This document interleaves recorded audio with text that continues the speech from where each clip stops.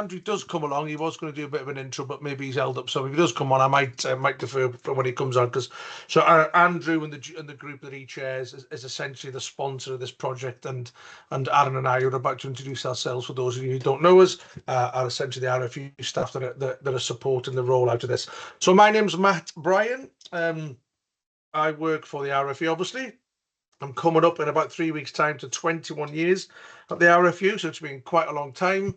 I'm currently in a role which looks after playing data for the community game, which sounds incredibly vague and maybe even boring, but I do love it.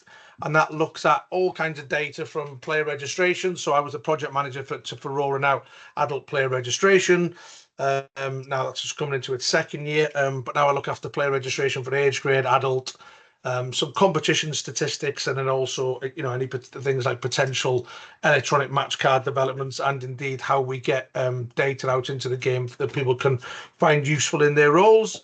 I was an RDO, Rugby Development Officer, for 14 years. Up in Durham, up in the northeast. For those who aren't familiar with that role, 'cause it's been gone a few years. The nearest one was club development. And then worked in competitions for about 5 or 6 years, and then been working in project and program management for about the past 3 or 4 years. So it's great to be on with this evening. Aaron, if you want to introduce yourself. Yeah, so I'm Aaron Howarth, North Competitions Development Officer. Not been in the organisation as long as Matt, but been here long enough. I'm coming up to 17 years now. Be CRC, club developer, RDO. My home club's Rochdale. Held various positions from player, coach, first team manager. So a lot of sort of empathy and can relate to the situation that clubs face in terms of getting fixtures played, getting players out. Because I think during my time as manager, I think if I'd have wrote a book of player excuses, it'd have been a bloody good book. So yeah, cheers for participating in this. A lot of copy and pasting in that, but yeah, it should have, similar to Aaron. I think the only role I've never done at my rugby club is chairman. I just won't do that yet, if I ever do it at all. So I've done playing, captain, team managing, fixture secretary, bar, house, treasurer, quite a number of roles. So hopefully reasonably well versed, but a lot of expertise on the call as well, obviously. So just to explain why everybody's here. Oh, here's Andrew now. Actually, I'll just give him a chance, see if he wants to say anything on whether he wants to crack on. Andy, I just cracked on. Obviously, you've been running late for whatever reason. Did you want to say a few words, or are you happy for me? No, let's crack on. Sorry, mate, I couldn't find the invite. Don't worry. Absolutely. I need to send it to John Constable as well. He's just texted me, so there's obviously a couple of issues. I'll come back to you. Sorry, apologies to everybody. Matt, you crack on, mate. I'll come in if necessary. Thank you. Hey, thanks, Andrew. So, yeah, I mentioned about playing data. So, I work closely with a lot of the fantastic volunteers on the call who basically deliver pretty much all of the competition offers across the country. And I think it was around about three-ish months ago, I think it was, we started looking at the data in a little bit more detail, which we're starting to do a little bit in previous seasons, and realised there was certain levels within the men's game that were doing really well, and in some cases probably better than expected. And there were some levels that had probably taken a little bit of a hit this year, and it was quite a varied picture. To cut a very long story short, the group has been meeting a few times and has worked together to come up with a small and select number of leagues across different regions within the country where they feel it would be good to trial some maybe innovative and creative methods about trying to be able to get more games played, which is obviously the big raison d'etre that we're in this for. So we do, for example, when I talk about the playing data, we can see how competitions are what we call performing, and what we mean by that is we can see resulted rates. So a resulted rate is of 100 games that were planned, if you have a 96% resulted rate, then unsurprisingly 96% of those games have been played, and 4 have been lost for whatever reason. Could be withdrawals, could be walkovers, or could be abandonments, postponements that just never got rearranged, whatever those might be. So working with the guys out in the regional organising committees, we came up with the select number of leagues, as I say, where we're going to trial A few things. It's nothing too complicated, hopefully, around rather than games. So, as a club, and I've been there many, many, many times, probably not as many as you guys on the call, but enough that it's made me be more than cheesed off on a few occasions. As you get towards Saturday, you can see that the numbers are starting to creak for whatever reason they might be. And then you have to commit that dreaded walkover, which gives me the shivers. Every week I see those now, never mind sort of 20 odd years ago. And that's with the odd exception, that's kind of the way things look at the moment, is that if you're not able to raise a side by the Saturday, then it pretty much more often than not, it gets turned into a walkover and that game is lost. We call that a lost game. It's gone. It's not coming back. It can't be rearranged because obviously it's gone down as a walkover. So we come up with essentially two ways. Oh, I'm getting a bit of echo there. I don't know if anybody else seems to have gone. So we're essentially coming up with two ways of where we could potentially get those games replayed. Now, hopefully, we haven't got any fancy slides or anything like that for tonight because there's no real point of doing that all the time. Hopefully, the vast majority, if not all of you, have had a copy of this letter, which the group has signed off to go out. And there's essentially two different ways in which those games, for whatever reason, usually player availability, I guess, you were starting to creep towards the weekend. There's two different ways that you could get those games replayed. Otherwise, whereas otherwise it would have highly likely have gone straight to a walkover. So the first one is there's an advanced fixture reschedule. Now, if anybody is familiar or have even heard of the Lancashire Take a Break kind of scheme, which was running a few years ago, it's not quite identically that, but it's pretty similar. And that is where I'll just zoom in a bit there because I'm conscious I'm on a bigger screen. Just bear with me. There we go. There we go. It's essentially where 4 weeks in advance, you can email your opposition because it's obviously good to get that written record. And that gives your league secretary some comfort there that there's been that dialogue between the two clubs because that's really, really important.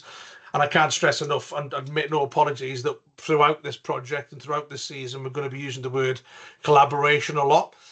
We would like to think that the clubs would see this as for want of a better word, I can't think of a better one, right? Almost as a privilege of being able to access this kind of functionality to rearrange games. So we do hope that the clubs will see it that way and embrace it in that way and realise that working collaboratively with other clubs, whereas potentially sometimes having the temptation to maybe not agree to things and go in and get the 5 points. And we would like to think that people, particularly taking part in these leagues this coming season, would look at it more at, right, what can we possibly do to get the game played as opposed to, we've just got 5 points into the league. And just thinking about that bigger picture about trying to get more games played as we possibly can. So the first one would be an advanced fixture reschedule. So 4 weeks notice, you would get in touch with your club or your opposition. And you and the league secretary, it's always really important that throughout all of these steps, you're always in contact with your league secretary. They're a big part of this project as well. We don't want them blindsided. We want them to be completely a part of all of the information that you guys are working in between the two clubs and your opposition. You will be able to get that game rearranged essentially, and you won't need formal approval from your league secretary to do this. But again, you must really maximize that collaboration and that communication with your league secretary because it's so important that they understand what's going on. Otherwise, it makes those guys' lives quite difficult, and that's not what we want because they're volunteers too. If you can agree a date with your opposition, that's fine. You basically then let your league secretary know, and then they will take care of all of the admin in terms of rearranging that fixture within GMS so that it appears in the right place in the fixture list. If for some reason you can't agree a date, then that is when your league secretary or an equivalent from the regional organising committee rep will step in. Within that 7-day period, and then they will set a date for you. Now, obviously, we would like to think the clubs would agree a date between them because that's the spirit of the project, and if not the spirit of the game as a whole. But if you can't do that for whatever reason, then your league secretary or ROC rep will step in and set a date for you. Also, on that one, making sure best practice is to keep your league secretary involved, your referee society involved, particularly if it's a pretty late on within that 4 weeks, towards the end of that 4 weeks notice. It's always good to drop them a line to let them know what's going on. They should automatically get a notification of the fact that game's changed once your league secretary updates that fixture. But it's always good to keep in touch with people so everybody knows what's going on. Andrew, good timing. We'll just come to the last bullet point there. Yeah, thank you. So what's the latest date you can rearrange a fixture then? Because our fixtures are finishing quite early in the normal season, and I guess that's leaving time for something else. But if we're going to do a fixture a later date, how late can we go before we bump into something else that's been planned at the end of the season? Yeah, but when you say early, what you're talking? Late Feb, middle of Feb, I think my last game is. That is quite early. Is it an intent? I don't know. Sorry, Andrew, I'm not familiar particularly. No, I don't know okay. It's maybe just where the fixture's gone. But last year in our leagues, they did finish quite early because there was going to be a cup competition to fill in the later weeks. But okay, or it could be that your league's getting split. Maybe I'm not sure. That is quite an early finish, but maybe you're in a small. Dave Mack, did you put your hand up there, or did you mean to? Sorry, I know Andrew's question because obviously I'm league secretary. That we finish early because it's 6-team leagues and then they split. Right. I don't think Daniel's yet. Our chairman decided whether it's going to be a North v South cup or just best placed team, but there will be a cup competition after thing, and he needs to get the dates out to you pretty quick. Yeah, so I want to jump in on a couple of these advanced fixtures straight away, but I don't know how when I can go to.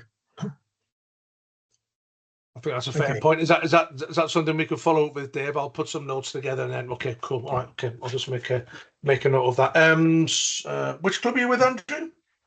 Windsor. I'm looking after Windsor Thirds, who are in BBO 4 South. And the reason why I need to move a couple is we've got a couple of instances where we've got 3 teams at home and we can't cope with that. We can only put 2 teams on at home, so I need to move one of the fixtures. And our third team, who are a bunch of vets, have got like 5 games in a row, and I need to try and give them a bit of a break as well for that. So yeah, I do need to push a few later in the season if possible. So this is a great system. I like it straight away. Okay, hopefully it'll help if I can move some games into March. Yeah. Okay. Cool. Sam, we just unmute there, Sam. Yeah. Cool. Basically, the same point as Andrew is where I run our 4th team, and our 4th team, if it's like 2 or 3 games in a row, we struggle. Like lads are in the late 30s, 50s. When we've got within those a 3-month gap, a 3-4 month place where we play our games and that's it. I also agree, Andrew, where we're trying to move the fixture. We need to, because otherwise we've got 3 games, 3-4 games in a row, and we can't. Half our team is broken after 2. So that's yeah. My level of rugby, Sam, not by choice either, but by default, sadly. Yeah.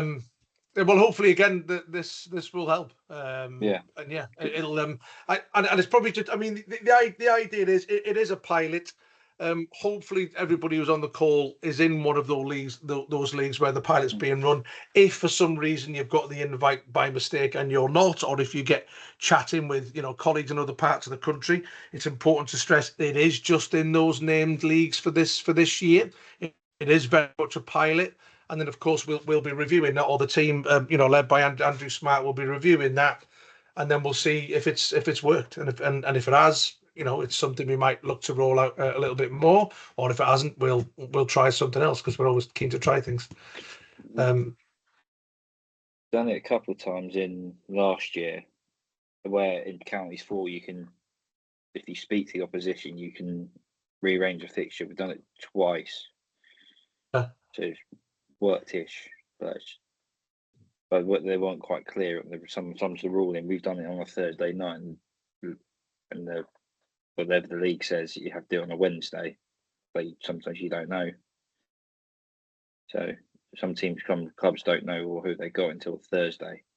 So that's my main worry. Yeah, that's a fair point. Maybe that's something we can develop in the conversations when we get into the next point, actually. So yeah, thanks for that, Sam. William, I see you got your hand up. Hi, yeah, sorry, my picture's not working. I'm not trying to hide away from anybody. So we're from Chew Valley down in North Somerset, and last year we had like the game on rule. Can you still apply that if we're applying this potentially new scheme as well? I mean, yes is the answer. I could probably pick that up for the guys because the regulations on game on are not changed, and this is hopefully complementary to that. So yeah, game on has not changed. Those regulations and are still in place. Yes, unless somebody wants to chip in and tell me any different. I don't think that's the case. No, that's great. I think the two might probably complement each other, to be fair. So it'd be a shame to pull one and put this in place, really, wouldn't it? Yeah, there's no plans to pull game on out of anything nationwide. So and definitely not in this case, because like robbing Peter to pay Paul. I think in that case. Thank you. Thanks, William. Sean. Hey guys, I'm Sean from Swindon College Old Boys. Just moved over to Park Bucks and Oxon with our twos. My question is, one of our big pain points is when a match is abandoned because of a frozen pitch or whatever. It tends to be rearranged for the very next free weekend, and that's often the next weekend at that level. And the issue we have is that a lot of our younger guys particularly work Saturdays, and they put their rota in to try and keep it clear.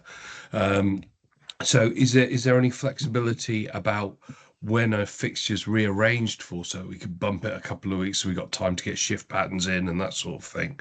Is that something that's being considered? Before I pass over to Dave, I think you might be able to take advantage of this in this case. Dave Mack, I think that's your patch, is it? Is there anything you want to come back with there? Yeah, that's why the second option's in, so you can exactly do that. Perfect. Okay, that's going to which be we'll come on to in a second. For us. Thank you. Yeah, and just to explain the rationale for that, I mean, there's always a balance here, right, between providing as much flexibility as possible, but we're in the business of getting more games played, but we're also not in the business of just kicking that can down the road and down the road and down the road. Where things just keep getting pushed back, and then before you know it, people just can't get the games played. So I guess there's always a bit of a balance to be had. But when we get to the second point, Sean, hopefully you can see something there which may help. Chris Packer. Hi. Hi. So we're in Counties 3. We don't have, I don't think our first game is until right at the end of September, early October, and with other leagues starting in September, getting like pre-season friendlies is a challenge, and we're sort of looking to maybe sort of identify games where we've got 2 or 3 on the trot in October, and can we bring them forward to try and get them to agree to play in September? Those, it gives you the ability to pull it forward, which I appreciate would be rare, or after. Yeah, absolutely. I mean, it could be anything like that in terms of, pulling it forward by a couple of weeks, or sometimes it might be pulling it forward to a Friday night because some kind of, floodlit opportunity has opened up or whatever. Yeah. So, I mean, our first league game isn't until October. I've just checked the fixtures again, and then we've got 3 games on the bounce, and we're thinking, well, it's trying to keep the players happy in not having a league game throughout September is just a bit of a challenge. So we're just trying to think about bringing one forward. Yeah, no reason why you can't do that, Chris. Okay. No worries. Russell. Yeah, hi, Russell from Littlemore Rugby Club. Just coming back onto Sean's point, on a game, if it's cancelled because of a frozen pitch, in the letter it says if it can't be agreed between both clubs, then it goes to the league rep. So is there going to be some sort of leeway? Because we've had it on occasion where, like Sean says, with the limited number of league games we have, it's difficult to get players, to make sure they're free the following week. But if your opposition says, "Oh, I want to play that Saturday," where do we stand on that one? Because I've only run one side. We've only got one team a little more. So to get a team out the following week can be tough. Yeah, so I think the two things I think to say here, and again, if any of the ROC guys want to chip in to keep me on the right path, I think there's two things we're looking at here. The next available weekend is, for want of, technically speaking, off the table in terms of the flex for this particular pilot that we're running. So the next available weekend, we're not proposing any changes to that in terms of how that looks as a regulation. But I think what we're starting to discover through the conversations that we're having here is that the two things that we're putting in to help with a bit of flexibility could potentially help with that next available weekend, particularly maybe when we get into this second one that we're looking at here when we finish taking this round of questions. So if you want to hold that thought, Russell, when I go through number two, and then if you think it's still potentially an issue or something you still want to discuss, we can always come back and revisit if that's okay. Okay, thanks. Great. Okay, Andy Smart. Yeah, I just wanted to follow through on a few points if I can. Let me start with Russell's first, and why we talk about the league secretary being absolute paramount in relation to any decisions being made, and that's because the league secretary has to manage that competition. He has to manage that league. He has to do it fairly. And so if you've got a game that goes down in September or October, then there's lots of flexibility in the season to find another date for it. But if the fixture goes down in March because of bad weather, then there's very little flexibility because there's less weekends left in the season. So there's some discretion with the league secretary, and you have to work with the league secretary when you're looking to move any games. The main, and I don't want to go over anything that Matt has already covered, and I apologise for not being on the meeting when it started, but the whole purpose of this is to ensure that more games are being played. So every game that gets moved, for whatever reason, the success or not of the pilot will depend on whether that game ultimately gets played. We want to give clubs flexibility to ensure that you can manage your season in the best interests of your own players. But you also have to understand that you have a responsibility to the league and everybody else that's playing in that. So we're asking you to manage your fixtures, understanding that whatever decisions you make could well impact on someone else in the league. And that's why we want you to work together. We want to give you the flexibility to move fixtures when you think you need to, but that can only work if those games ultimately get played. And that's really what we're looking for. In relation to one of the earlier points, which was you've got fixtures that you're looking to move in February and you've got a cup competition, I think what I would ask you to do is that you write to your league secretary with the specific issue that you want addressed, and they'll bounce it through to the ROC and through to the oversight group so that we can help to make those decisions early on. I think the last thing anybody wants is for people to be making requests in March about something they knew about in September. So there is an onus on you as the clubs to sort out your own house as much as possible, and the onus is on us to provide the support to ensure that the games get played, and we could provide the support that you require to get those games being played. So that's all we're asking for. We're asking for grown-up support across the board, both from the clubs, from the RFU support staff, from the ROCs, and also for the oversight group. And if we could all work together and ensure that a game that potentially could have gone down actually gets played, that's a win for everybody as far as I'm concerned. Great stuff. Thanks, Andrew. Dave Miller.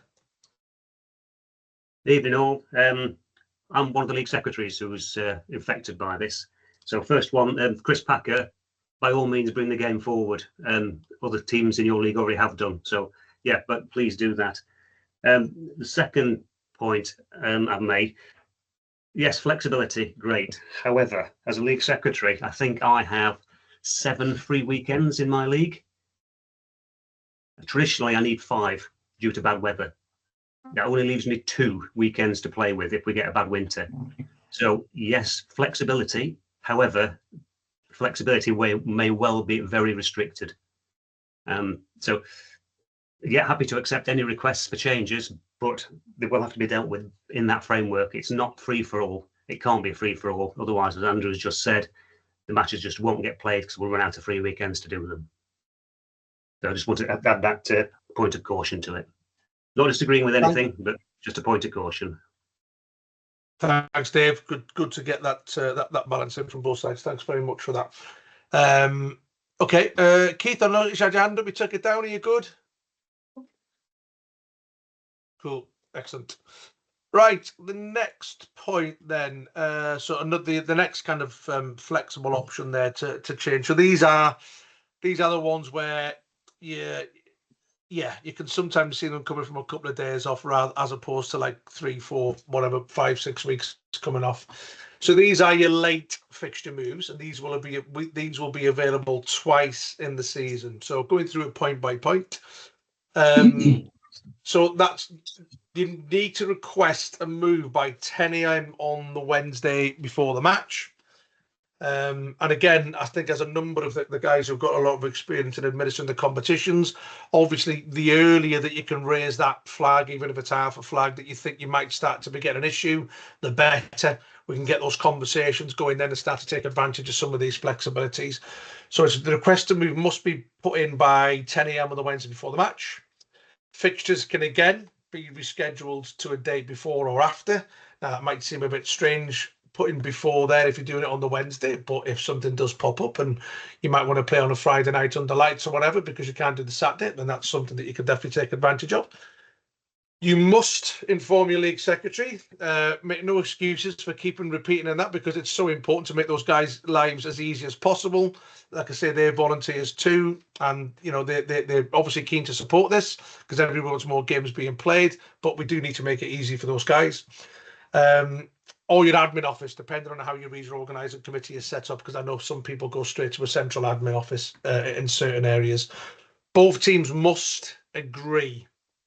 So they must agree to the fixture date move is really, really key. And again, if there is no agreement in place, then your league secretary or your equivalent ROC regional organising committee rep will step in and set a date for you.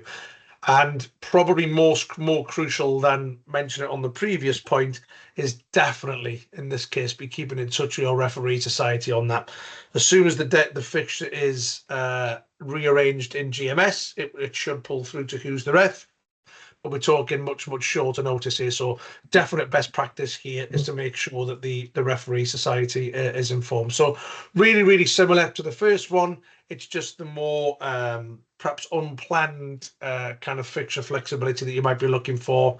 You might have a number of injuries. It could be for a variety of reasons, right? You might have a number of injuries that just come up from one weekend, and you're going to struggle the next.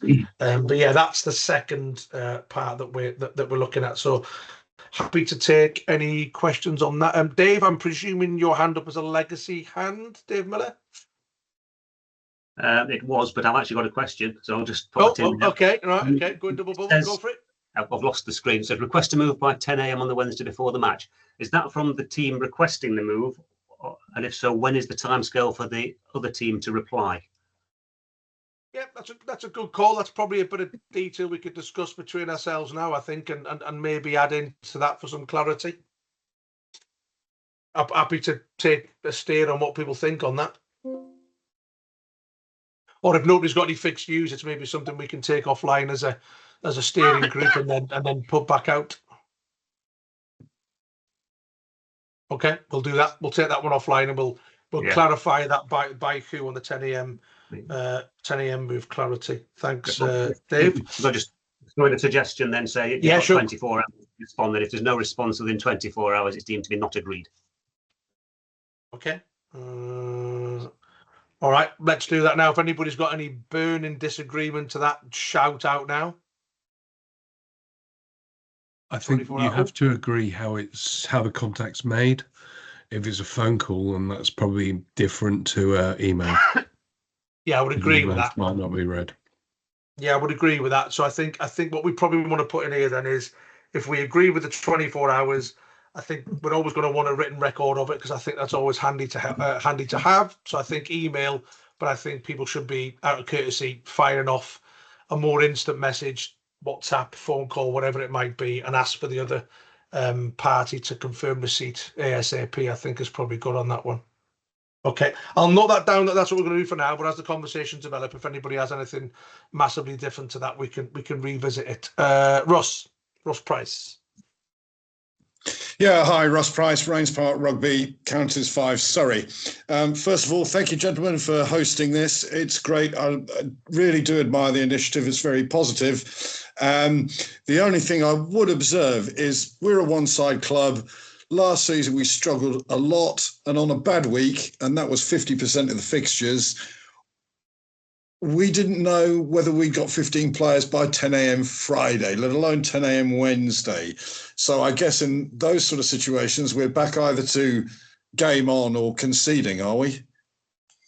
Can I come in on that, Matt? Just to go on. Yeah. Just to clarify, just to explain what the process is. So if you end up without enough players, you can, and this is a regulation, you can offer a friendly on 3 occasions, even if you've got 10. You can play game on or whatever else you want to do. You effectively concede, but by playing the game, you don't get sanctioned. And the only way that the opposition club gets the 5 points for the walkover is if they agree to play the fixture. So if you get to Friday and you've got 12 and you don't have a front row, you can offer game on. They're not obligated to take game on. But if you then say, we want to play a friendly to ensure that you don't get a 5-point sanction for not honouring the fixture, they are obligated to honour your request. And that is a regulation that hasn't changed. And you can do that on 3 occasions across the season. What we're hoping to do is to ensure that by giving you more flexibility, and I understand what you're saying about Fridays, you'll be in that position far less this season than you were last season. So there are other ways that you can honour a fixture. Unfortunately, they don't count they count in relation to you not being sanctioned, but they don't count as a fixture being played. And that's why much of the onus and the emphasis on this is to try and get games played between clubs. Yeah, roger that. Yeah, does that make sense? Sorry. And just to cover off on game on are in regulations. So you can play game on at any time, but both clubs have to agree to play game on. And in order to play game on, as per the regulations, the result stands. If instead you offer a friendly and play under game on regulations, the result doesn't stand. And as long as the fixture is, there's some sort of fixture played between the 2 clubs, the club that had enough players to play gets the 5 points and the other club isn't sanctioned. So there are other ways of managing around when you're really struggling. But hopefully, as I say, the main emphasis is to try and encourage clubs to make early decisions. So when they are struggling and they don't think they can get a side out, they'll be able to move a fixture to some other date where hopefully the game will get played. And for us, a game being played is the result that we're looking for.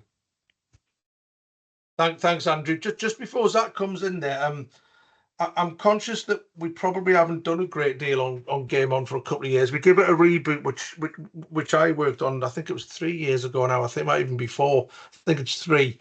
So I'm conscious there might be a few people new here. So just to build upon what Andy says, so Game On is baked within regulations, and within it are a number of adaptations, and we'll send these out in the notes after the meeting, that allow a game to take place, and it is treated as a 15-a-side game from points, a league points point of view, even though it might not be played as 15-a-side. And the adaptations are, and Aaron can keep it right here because I've been out of this world a couple of years now. So you can play with uncontested scrums, and this is crucial, as Andrew said. This is by agreement, so the opposition must agree, and they can agree to some game on adaptations, and they might disagree with others. So they may agree to 12-a-side. They may agree to half an hour each way, but they might not agree to uncontested scrums. So the main adaptations is that you can play with uncontested scrums from the start. You can play a minimum of 40 minutes, and you can play that in any way you like. There could be 20-minute halves, or it could be 40 minutes straight through. Or you could play with reduced numbers as low as 10, so you can go 10 aside. So I guess the extreme would be uncontested scrums, 40-minute game, 10 aside. If both teams agree to all of those game on principles, that will be treated by your league secretary as a 15-aside game, and the scores will be recorded and the points will be recorded. And as Andrew says, you can still play a game on in a friendly format to avoid that sanction, but because it's in a friendly format, you've essentially forfeited that game, so that wouldn't be treated as a 15-aside. But we'll follow that up with some notes, because I'm conscious we haven't done anything on game on really for a couple of years. We'll thanks, Aaron. I knew you'd keep me right. Zach, over to you. Thanks for waiting. No, thank you. First of all, can I just echo Ross's thoughts? I agree that I think this is a really, really good idea. As someone who has spent his entire rugby life as a bottom feeder, and being monumentally disappointed when the November game that you were waiting desperately for gets pinned at the last minute, I think this is a really good idea. Can I ask one question? And I've deliberately reserved this question because I think it covers both options, but also I just want to comment on something else that's popped up as has gone along. First of all, my question. So we're saying that in the rearrangement of the games under either format, if you're at a club like I'm at Yatton in North Somerset, if you're at a club that's got floodlights, then a Friday night alternative is perfectly feasible. Is that what we're saying? Absolutely, yeah. But providing we follow all the principles of agreement and all that kind of stuff, absolutely, that's feasible, yeah. There's different areas of the country who play more Friday night than others. Sometimes that's facilities, and sometimes that's just cultural. But if we know it's popular with some players, they can have all the weekend then, and get a game play on a Friday night. Yeah, nothing wrong with that at all. Zach, can I just quickly follow through in relation to that? And Friday night fixtures, Thursday night fixtures have always been available to clubs. So you've got floodlights, and it suits both clubs to play on a Friday night. Play on a Friday night. A number of games are played, and on top of that, you can play anytime. So if you want to play on a Wednesday night or a Thursday night, as long as both clubs agree, the league secretary will allow that.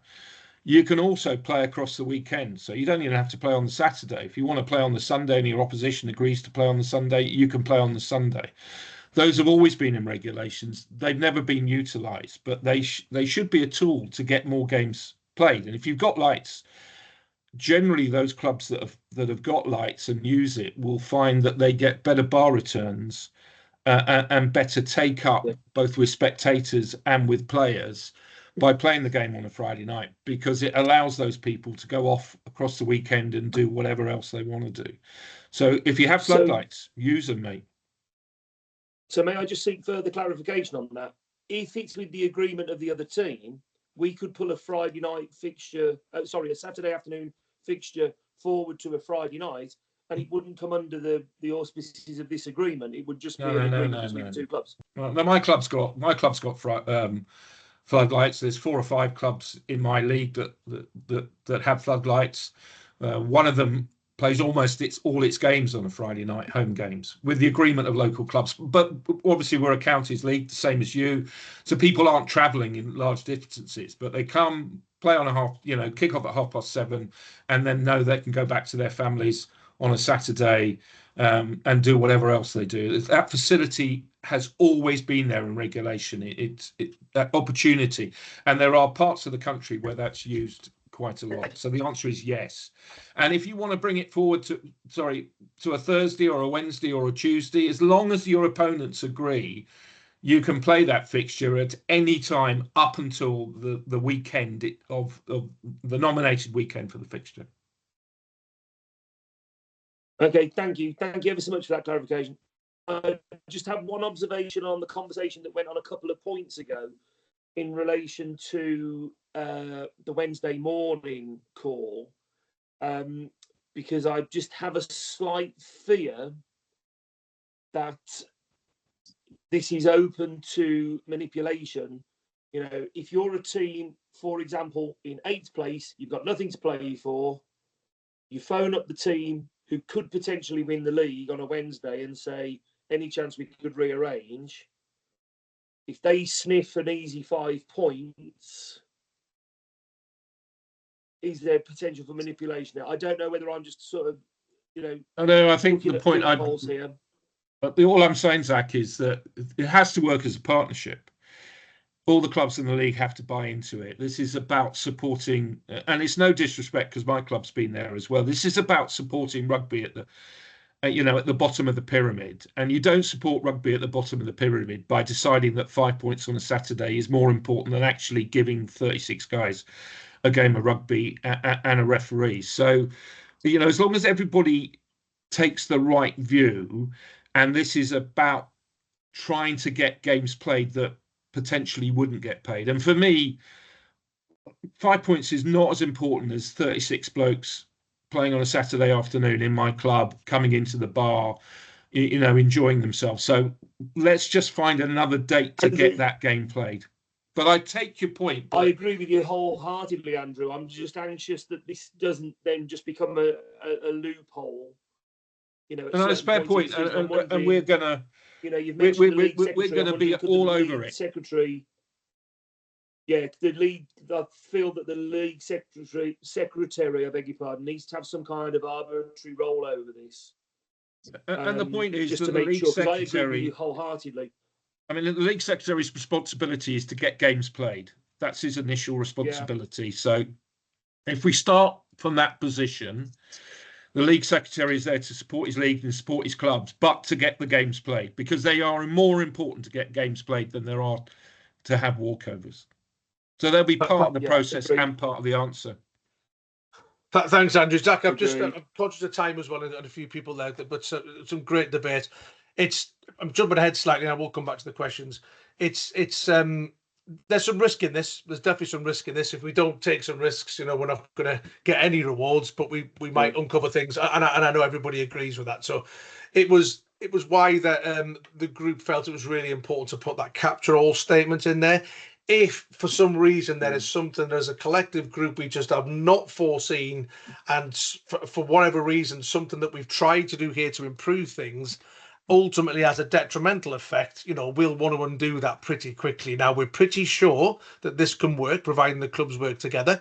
But if for some reason it isn't something we've considered, or something we just haven't thought of, or something that we've missed, there's that kind of capture all kind of comment there that the group will come back together and they may make adaptations. So rest assured, if something does start going wrong and it starts, having an adverse impact, we'll get onto it hopefully pretty quickly. But thanks for your point, Zach. Sean, back to you. Hi guys. Sorry, my question was there's a limit of 2 on both of these adaptations. Is that something that will be discussed, or is that a hard and fast rule? So I remember when we discussed this, we talked about that risk and reward stuff, and I think the feeling was that if we went for more at this stage, it could become a little bit too risky, and that could get quite big, getting kicked down that long road. So I think we discussed 1, we discussed 2, and ultimately the guys settled at 4 in total to give it a good go, and probably enough to measure on, and then review it after that to see if that's too few or potentially too many. So a number of options were discussed. But don't forget what Andrew said as well. You still have the ability to rearrange with your opposition outside of these 2 new flexible measures as well. So it's not 4 in total. You still do have an opportunity to rearrange with your opposition outside of this as well. Okay, thank you. Thanks, Sean. Rob? Hi, Ian Jackson. Thanks for doing this. Again, a really positive move forward. This is kind of following up from Zach's comment and just playing a bit of devil's advocate here. Just looking at the language, and I love the language of collaboration. But again, just thinking, in the late fixture, you got there at 9:30 on a Wednesday morning. The club that is struggling for that Saturday, isn't it more of a declaration rather than a request? Because if they know they can't play that game, why do we just say, look, go to the league secretary, we can't play Saturday, league secretary makes a decision?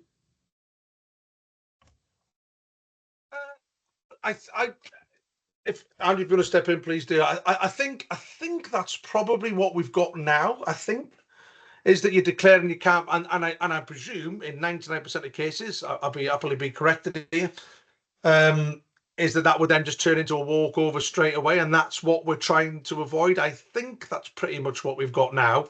Whereas what we're saying here on this late fixture move, we're just trying to bake in a little bit more flexibility to see how that goes. That's probably my take on it, I think. I think the other point I would make, and I've been a league secretary for a long time, and there's other league secretaries on this call, and clubs, at the beginning of the week are struggling to get teams out. The Wednesday deadline is to ensure that primarily that clubs that are hosting have the opportunity to make other arrangements, that referees have the opportunity to make other arrangements. But the fact that you make the application and it's refused, for instance, doesn't mean to say that you don't end up on Friday with 16 or 17 players. It's just a fact of life. It doesn't always happen, but it does happen. And the fact that you made the application on the Wednesday doesn't mean to say you're not playing the game on the Saturday. So if it isn't agreed and you're still in a position that you have to play, then you at least know what the position is. And that's all I'm saying. It's all about early notice. That's all league secretaries want. That's all referee society wants, and that's all that clubs want, is they want to know as early in the week as they possibly can whether there is a chance that a game is not going to go on or not. And that's one of the primary reasons that we have the regulations about bad weather as well. So there's early communication, and sorry, I'll finish. There's early communication, and everybody understands exactly what's going on, and that position can change. I agree, Andrew. Sorry, if I just come back on that. Early cancellation, I think, is absolutely welcome because there's clubhouse food. There's all those things that we're familiar with. But what I'm saying is if a team comes on 9:30 on a Wednesday, says we can't play on Saturday, and one team says, well, we want to play on Saturday, what happens in that scenario? Well, in that scenario, the game is still on. And then you'll have to make a decision as to whether or not you're going to offer a friendly. Yeah, so go down that avenue then, yeah. You absolutely have other options in order to... So you can offer game on based around... But as I say, the position on the Wednesday is not always the position on a Friday. Yes. So even if you make the application and it's refused, you've still got 2 days to try and get a team out or to try and honour the fixture in some way so that...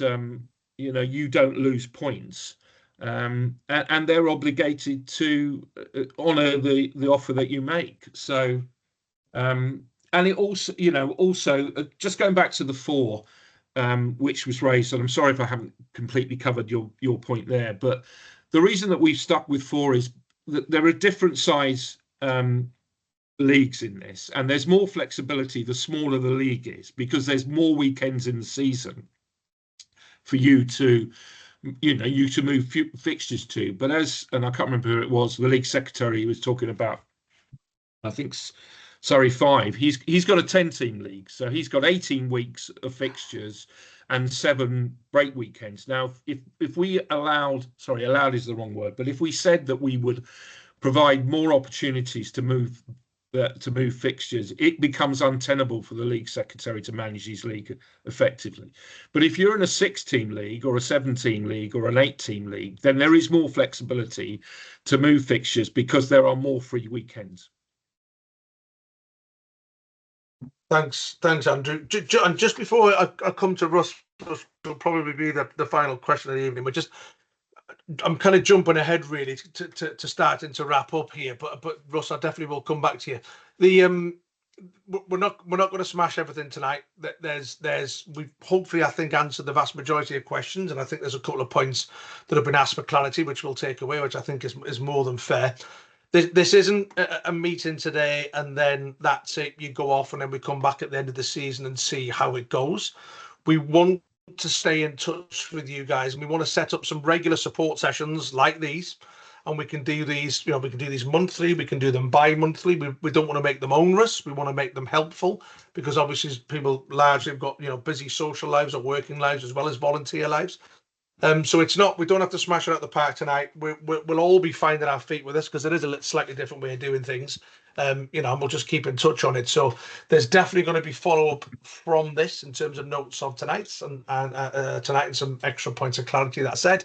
And then we'll also probably put on a session sometime in September as well to make sure that we're keeping in touch, and just in case people will have any more clarity or whether they just want to jump on and just have a chat in terms of how people are finding it and any kind of techniques people are using to get games on.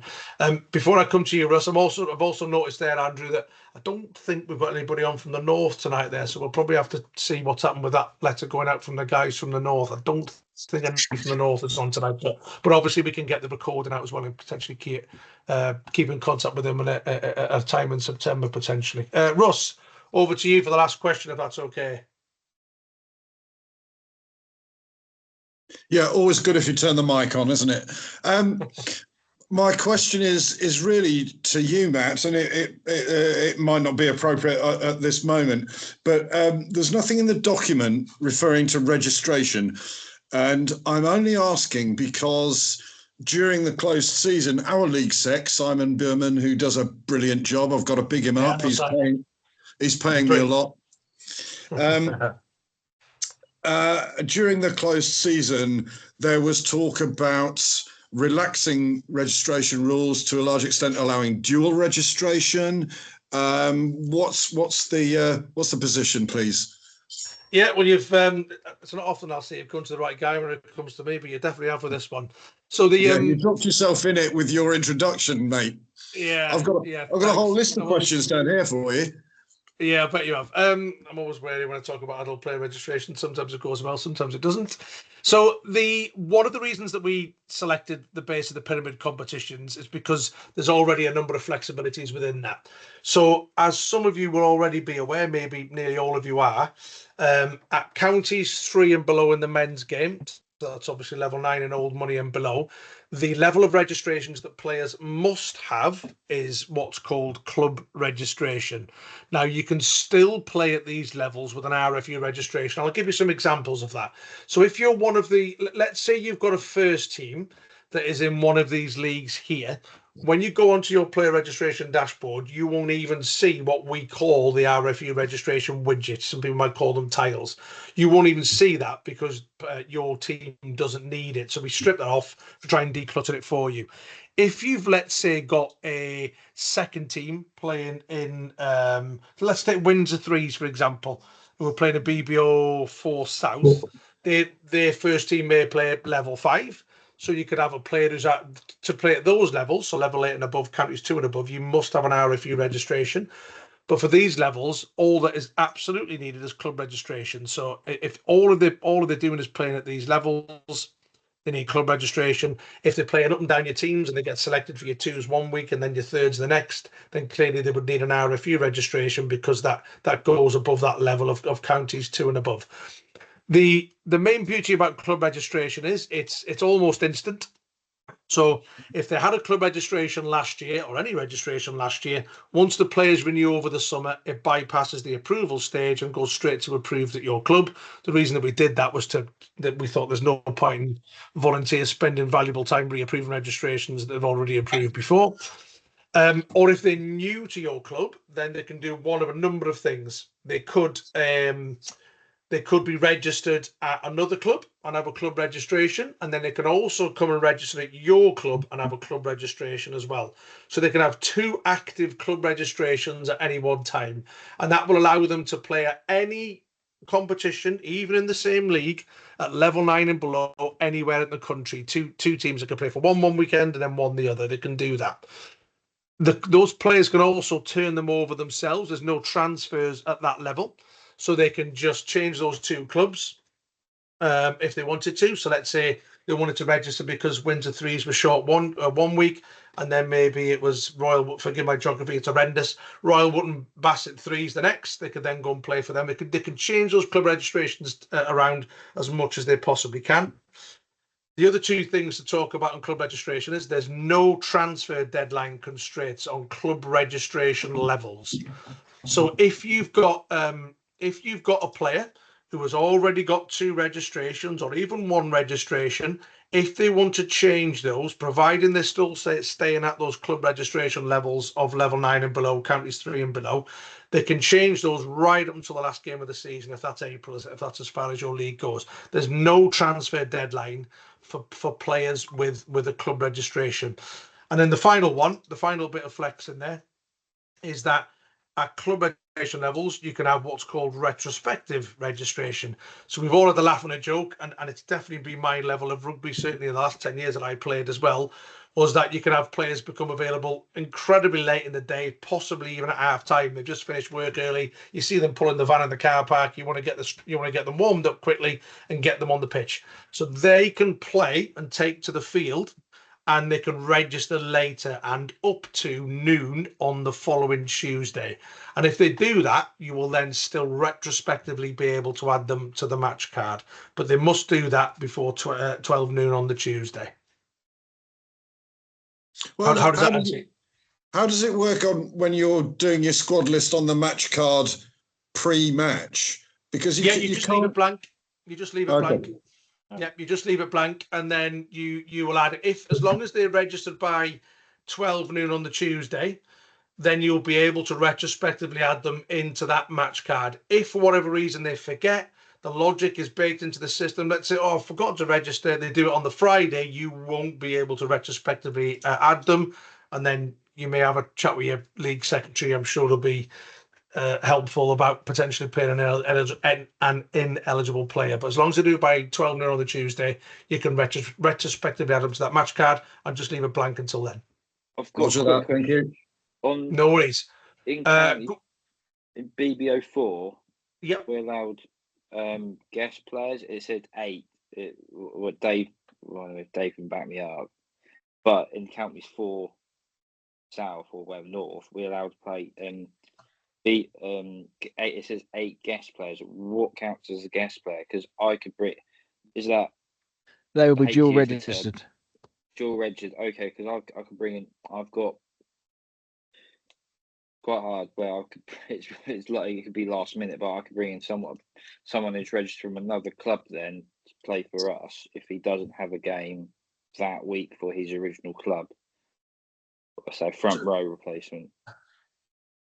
Because sometimes at our club we don't know what we like guest player. What does that mean really? As a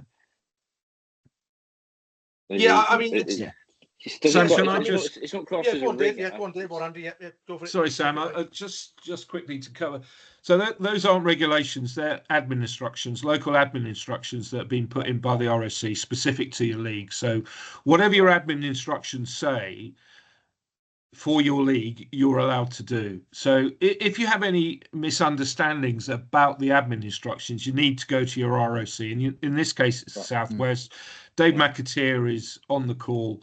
He'll be able to help you because admin instructions in the North and in London and in the Midlands, some are all the same. Some we've worked quite hard to ensure there's consistency across the country, and some are specific to individual leagues. And your one is specific to your leagues and wouldn't be the same, for instance, in the rest of the country. So can you go to Dave on that? And I'm sure he'll give you a real explanation. Because I would go to the bloke who wrote them originally, but he's dead now. So he's like. So every year, well, I don't want to bore because everybody wants to go, but every year, the 4 regional organising committees have to submit their administration, their local administration instructions to Will Leaney, who's a solicitor that sits on adult competitions, and they have to be with them for the 1st of August. And Will Leaney then manages those admin instructions. So it doesn't matter whether those admin instructions are 20 years old, they have to be submitted every single year. So they will be, if they're the same admin instructions as they were last year, they will be the same for next year, provided they've been submitted. Right, okay, cool. Right. Cheers for that. Great. Ross, is that a legacy hand, or are we coming back to you one more time? No, sorry, legacy. Forgot to cancel. Right. Cool. Yeah, no worries. So yeah, just to quickly sum up then, again, thank you so much for being on. Good to have some positive feedback from you. There's some flexibilities. Appreciate there's some areas of clarification there that we'll take away and have a look at. Aaron? Yeah, just a couple of things from me. If you still haven't put your name and club and division in the chat, please can we just ask you to do so? Just because like Matt said, it does appear that the whole Wi-Fi has gone down for the north. And just really kind of thanks for me. I've been scribbling away in the background, thinking of things that what can myself, Matt, and others do to try and make your jobs easier. I think there's a few things maybe to help you understand in some of that decision process, and I've got a few ideas of how we can get some information out to you. So cheers for your discussions tonight, been really useful. Nice one, thanks Aaron, put way better than I could do, so yeah, I'm not going to repeat that. Matt, Enjoy the rest of the if evening. I just say a couple of things? No problem. And I'm not looking to keep anybody, but you won't know, or you might know that, but there's some quite heavy hitters on this call that sit on our regional organising committees or sit on adult competitions. We've all bought into this. We're there to support you. We're there to make it work. It's a partnership. It's for you. But there are some high-level people on this call representing regional organising committees who are also committed to this, who have been part of the process of putting these regulations together. So make use of us. We're there to support you. You're not being abandoned. We really want to try and make this work for you and your clubs. Sorry, Matt. No, not at all. You're the gaffer here, Andy. Definitely not me. Thanks for rounding us off. Enjoy the rest of the evening, everybody, and we'll get something out to you next week. Take care. Cheers. Thank you, Thanks, everyone. guys. Thanks, Really Matt. appreciate it. Aaron, Andrew. Thanks, everyone. Have a nice Thank evening. you. Thank you. Well done, guys. Bye. Thank you. Good to meet you. Many thanks. Thank you all.